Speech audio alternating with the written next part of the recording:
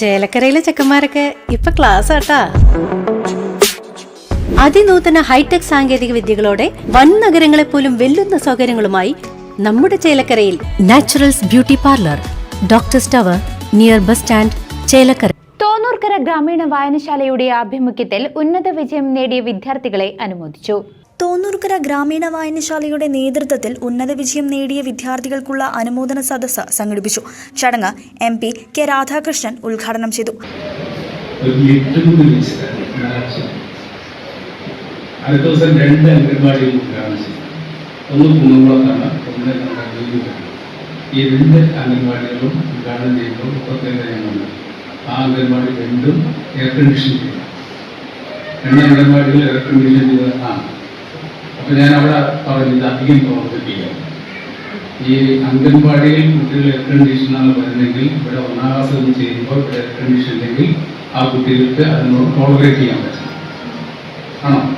പണ്ട് നമ്മുടെ കുട്ടികൾ അമ്മമാർ സ്കൂളിലേക്ക് കൊണ്ടുപോകുമ്പോൾ വലിയ പ്രയാസമായിരിക്കും, കരച്ചിലൂടെ കരച്ചിലായി. ആ കരച്ചിൽ മാറി നമ്മുടെ അംഗൻവാടികൾ ധാരാളം പ്രവർത്തിക്കാൻ തുടങ്ങുന്നുണ്ട്. അപ്പോൾ കുട്ടികൾ സ്കൂളിലേക്ക് പോകുമ്പോൾ മടിയില്ല.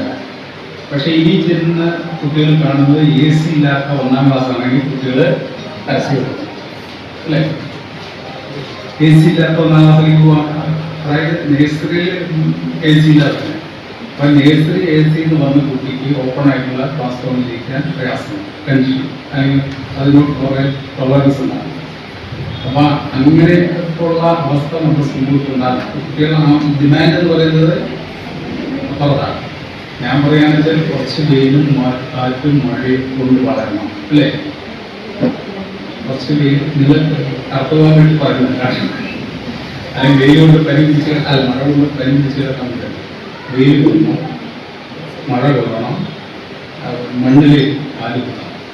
എന്നോട് ഇന്നൊരാൾ പറഞ്ഞ് 15 മിനിറ്റെങ്കിലും വെറുതെ മണ്ണിലൂടെ നടക്കണം. ഭയങ്കര ഷുഗറാണ്. അപ്പോൾ പറഞ്ഞ് ഷുഗർ മാറണമെങ്കിൽ മണ്ണ് ചെറുക്കണം.